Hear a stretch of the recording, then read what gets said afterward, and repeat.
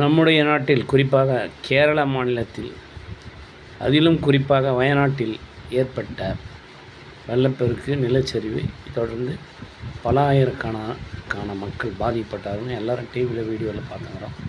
அது விஷயமா நிறைய பேர் நிறைய விஷயங்கள் செய்கிற ஹெல்ப் பண்ணுறாங்க. எல்லாம் அதில் உதவிகள் எல்லா சைட்லேருந்தும் குவிஞ்சிக்குது. இருந்தாலும் இறந்து போனவங்களுக்கு ஆறுதல் சொல்லி தேர்த்தவே முடியாது. அந்த மாதிரி சூழ்நிலை உயிரோடு பொச்சிட்டாங்கன்னும் போது நோய்வாய்ப்பட்டு இறந்தாவே மக்கள் ஒத்துக்க மாட்டேங்குது. மண்ணுக்குள்ளே இறந்த பிறகு புதைக்கிறதுக்கே மக்கள் அழுது கதறி தான் அதுக்கப்புறம் புதைக்கிறாங்க. இது உயிரோடு இருக்கும்போது புதைஞ்சா எப்படி இருக்கும்? உண்மையான கண்ணீர் ஒருத்தர் இன்றைக்கி வச்சாருன்னா உண்மையில் எனக்கே அழ வந்துச்சு. அதுக்கு முன்னாடி அழ வந்துச்சு.